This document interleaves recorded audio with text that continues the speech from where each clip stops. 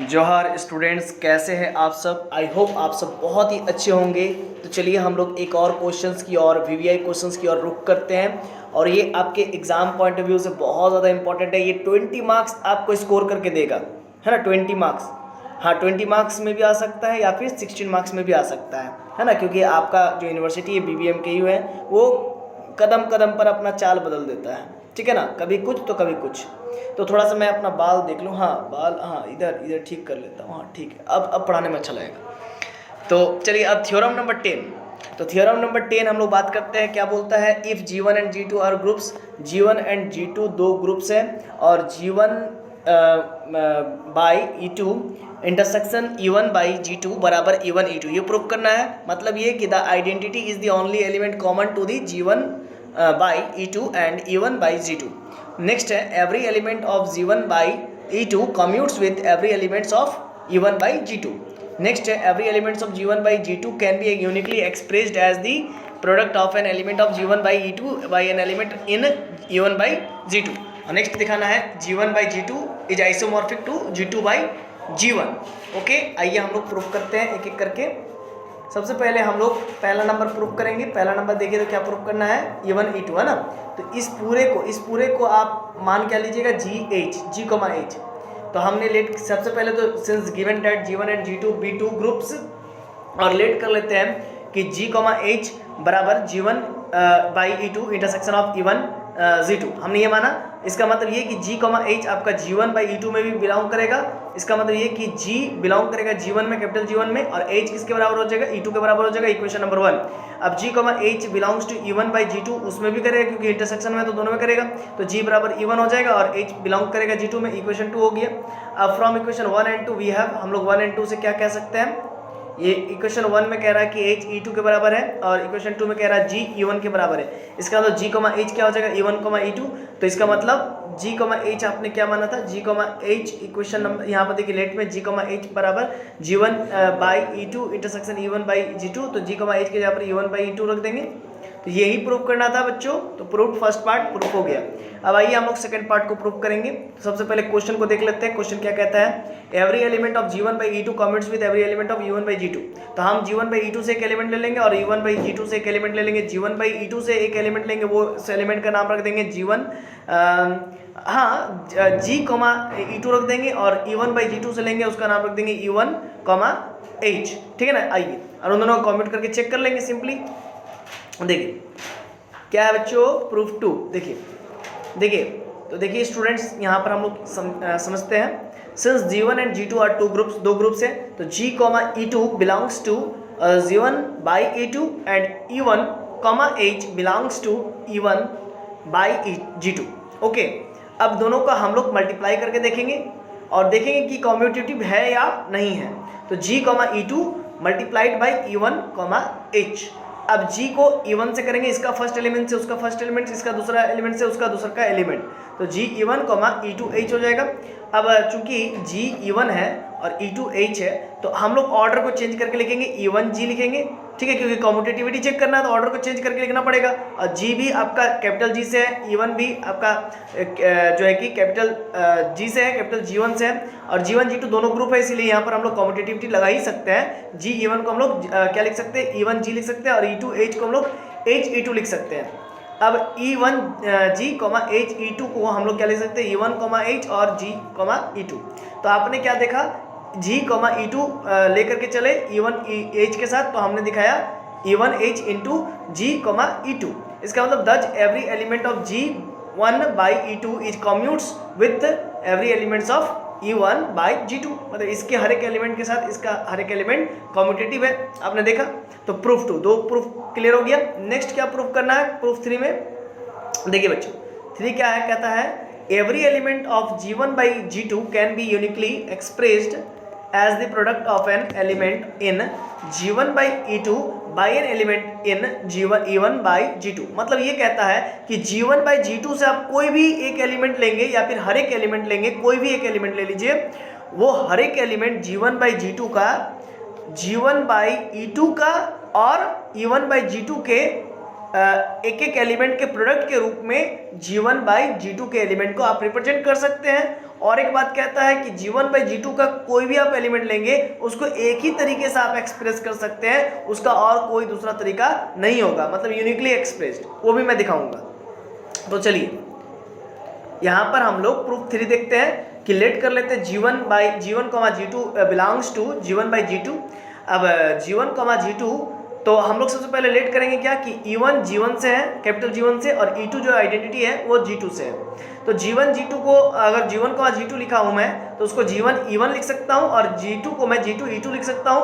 और यहाँ पर देखिए, यहाँ पर हम क्या करेंगे, G2 E2 को आपस में चेंज करेंगे, G1 E1 लिख देंगे, G2 E2 को आपस में चेंज करके E2 G2 लिखेंगे। आप पूछोगे क्यों सर? क्यों सर? क्योंकि आपको G1 बाई G2 के एक एलिमेंट G1 G2 को आपको किस फॉर्म में दिखाना है? आपको दिखाना है G1 बाई E2, क्या? G1 by E2 and E1 by G2 के फॉर्म में दिखाना है, उसके प्रोडक्ट के रूप में दिखाना है। इसीलिए तो बाबू हम क्या कर रहे हैं, G2 E2 को आपस में चेंज कर दे रहे हैं। इससे फायदा ये होगा कि G1 E2 को एक साथ रख देंगे और E1 G2 को एक साथ रख देंगे, इसका पहला एलिमेंट इसके पहले एलिमेंट से और इसका पहले एलिमेंट उसके पहले एलिमेंट से, मतलब G1 E1 तो पहले से था एज इट इज, और G2 E2 को मैंने E2 G2 लिख दिया, तो G1 E2 हो गया और E1 G2 हो गया, पहला पहला के साथ दूसरा दूसरे के साथ, ठीक है ना। तो अब यहाँ पर बात यहाँ पर समझिएगा, E1 कैपिटल G1 से था और E2 कैपिटल G2 से था, ठीक है ना, समझ रहे नहीं समझ रहे? तो आपने क्या देखा? आपने देखा that is G1 G2 equals to G1 E2 into E1 G2। तो दज every element of G1 G2, मतलब प्रत्येक एलिमेंट G1 बाई G2 का, जो कि स्मॉल G1 G2 है, वो एक्सप्रेस कर सकते हैं as the product of an element G1 E2, है ना। G1 E2 आपने देखा, G1 E2 के रूप में लिख रहा हूँ मैं, G1 G2 को G1 G2 into E1 G2 के रूप में लिख रहा हूँ। तो G1 E2 in G1 by E2 by an element E1 G2 in E1 by G2 के रूप में मैंने दिखा दिया। तो यही था दिखाना। अब दिखाना यूनिकली एक्सप्रेस करना है। तो now we need to prove that each and every element of G1 by G2, मतलब हमको ये दिखाना होगा कि G1 बाई G2 का प्रत्येक element, each and every element is uniquely expressed as an element G1 by E2 and by an element E1 by G2। मतलब ये कि G1 बाई G2 का प्रत्येक एलिमेंट, प्रत्येक each and every element G1 by G2 by E1 by G2, मतलब दोनों के product के रूप में लिखा जा सकता है। तो यूनिकली, उसके अलावा और कोई नहीं हो सकता। मैंने आपको दिखाया क्या कि G1 बाई G2 को आप लिख सकते हैं G1 E2 into E1 G2। तो इसके अलावा आप G1 G2 को और कोई दूसरे तीसरे तरीके से नहीं लिख सकते हो। कहने का मतलब यही बोलता है यूनिकली एक्सप्रेशन का।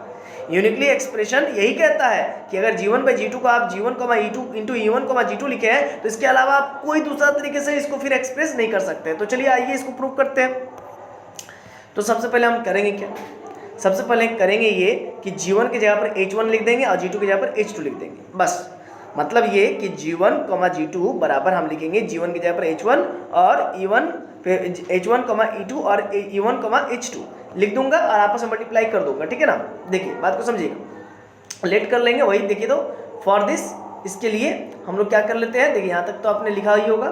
अब for this we let G1 G2 बराबर H1, देखिए जहाँ पर G1 था वहाँ पर H1 और जहाँ पर G2 था वहाँ पर H2। अब इसको मल्टीप्लाई करेंगे, H1 E1 होगा, E2 H2 हो जाएगा।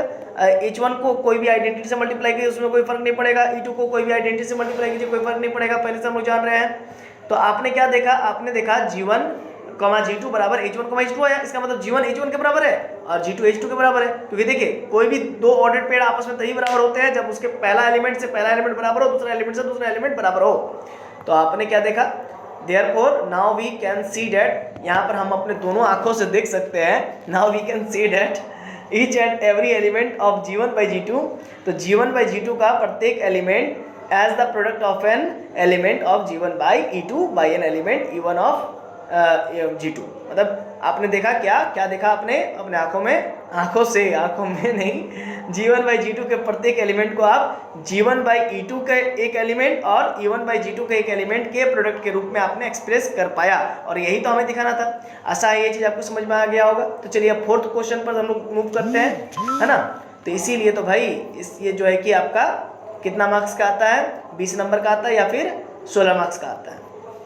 देखिए G1 by G2 is isomorphic to G2 by G1, है ना। आइसोमॉर्फिज्म में क्या होता है कि F सच दैट G1 से G2, है ना, और कोई ऑपरेशन अलग अलग होता है। G1 में आपका O ऑपरेशन होता है, G2 में आपका O' ऑपरेशन होता है, और ये दोनों का दोनों क्या होता है, ग्रुप होता है, और 1 1 on 2 होमोमॉर्फिज्म होता है, ठीक है ना। और ऑटोमॉर्फिज्म में सेम ग्रुप से सेम ग्रुप में होता है, ठीक है ना। तो आइए हम लोग यहाँ पर आगे रुक करते हैं लास्ट क्वेश्चन पे। तो we have to show that G1 by G2 is isomorphic to G2 by G1। तो इसके लिए लेट कर लेते हैं एक function f such that G1 by G2 से लेकर के G2 by G1 तक, सच दैट इस प्रकार से कि हम लोग G1 G2 लेते हैं। ऑब्वियस सी बात है, देखो ना भाई, G1 by G2 है तो उसमें देखो इधर डोमेन में क्या है, G1 by G2, और कोडोमेन में क्या है, G2 G1 है, G2 by G1 है। तो डोमेन में आप G1, G2 लोगे तो कोडोमेन में क्या मिलेगा, G2, G1 मिलेगा, ऑब्वियस सी बात है। तो ये मिल गया। अच्छा, अब क्या है कि यहाँ से देखने से पता चलता है कि G1, G2 मतलब डोमेन रखे इनपुट में, और आउटपुट में हमारा मतलब कोडोमेन में G2 G1 मिला, मतलब रेंज भी कह सकते हैं। तो ऑब्वियसली ये क्या आपने देखा कि F इज 1 1 on 2 हो गया, है ना, कि हर एक प्रत्येक एलिमेंट का इमेज एग्जिस्ट करता है 1 1 है ना, प्रत्येक एलिमेंट का यूनिक इमेज करता है एग्जिस्ट, इसलिए 1 1 है। और G2 G1 का जो है कि प्री में G1 G2 है, तभी तो G1 by G2 को आप G2 by G1 लिख रहे हैं, है ना, इसीलिए ये ऑन टू भी है। आपको दिखाना क्या है, सिर्फ और सिर्फ होमोमॉर्फिज्म। तो now we have to show that homomorphism के लिए 2 एलिमेंट लेना पड़ेगा। Now we have to show that F is homomorphism for this. Now we consider G1, G2 and H1, H2 be 2 elements of G1 by G2 such that F G1, G2 into multiplied by H1, H2 दोनों को multiply कर देंगे, first से first, second से second, G1 H1 और G2 H2। तो G1 H1 और G2 H2 आपका मैपिंग में क्या दिया हुआ था, देखिए तो जरा, G1 G2 लेंगे तो उसका उलट हो जाएगा, G2 G1 हो जाएगा, तो यहाँ पर भी वही हो जाएगा। G1 H1 और G2 H2 को क्या लिख सकते हैं, G2 H2 और G1 H1, और G2 G1 के साथ चल जाएगा, H2 H1 के साथ चल जाएगा। अब G2 G1 को लिखेंगे क्या, F G1, G2 हो जाएगा, और H2 H1 को लिखेंगे F H1, H2 हो जाएगा। तो आपने लेके क्या चला था, F of G1, G2 into H1, H2, आपको मिला क्या, F G1, G2 into F H1, H2।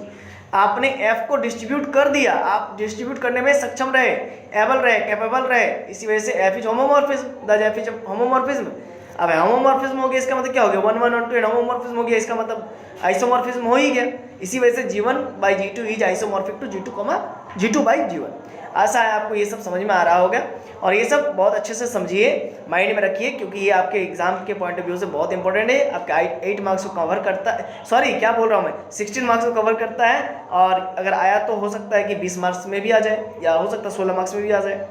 और साथ ही साथ आपको मैं बता दूं, ये ग्रुप थ्योरी है, ये ग्रुप थ्योरी 2 है, ग्रुप थ्योरी 1 2 मिला करके सेमेस्टर 3 और सेमेस्टर 5 मिला करके आपके IIT जैम में इससे टोटल 17 मार्क्स का आता है, रियल एनालिसिस से 23 मार्क्स का आता है। तो बाबू अगर आप प्योर मैथमेटिक्स को ही पूरा कर लोगे तो आपका IIT जैम निकल जाएगा, और आप अगले साल IIT कॉलेज में होगी, है ना, आपके नाम के आगे IIT लग जाएगा, ये बहुत बड़ा बात है, ठीक है। इसके बाद और अच्छा प्लेसमेंट भी होता है ना, अच्छा IIT से अगर आप IIT जैम MSc करेंगे तो आपका अच्छा प्लेसमेंट होगा। 43 करोड़ 45 करोड़ ये मैक्सिमम गया है, यहाँ तक तो आज तक किसी बीटेक होल्डर को नहीं मिला है जितना जो है कि MSc होल्डर को मिला हुआ है, वो भी मैथमेटिक्स डिपार्टमेंट का।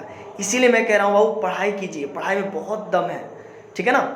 देखिए शिक्षा वो शेरनी का दूध है ना, जिसको हर एक स्टूडेंट विद्यार्थी पीने के बाद दहाड़ सकता है। इसीलिए इसको अभी आपका जो है कि समय है जितना से ज़्यादा जो है कि मेहनत करने का। आप सिर्फ और सिर्फ ये सोचो कि आप सिर्फ और सिर्फ मेहनत करने के लिए बने हो, आप मैथ्स पढ़ने के लिए बने हो, है ना, और आपका जरूर निकलेगा, आप जरूर सक्सेस होइएगा, ठीक है। तो चलिए ज़्यादा समय बर्बाद नहीं करेंगे क्योंकि आपका भी एग्जाम है। मिलते हैं नेक्स्ट वीडियो लेक्चर में, तब तक के लिए जोहार, जय हिंद, जय भारत।